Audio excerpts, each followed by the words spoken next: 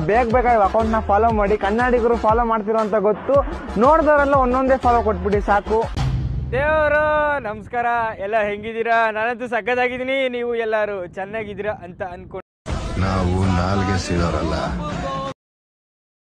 4 ಮಂದಿನ ಸೀಳೋರು.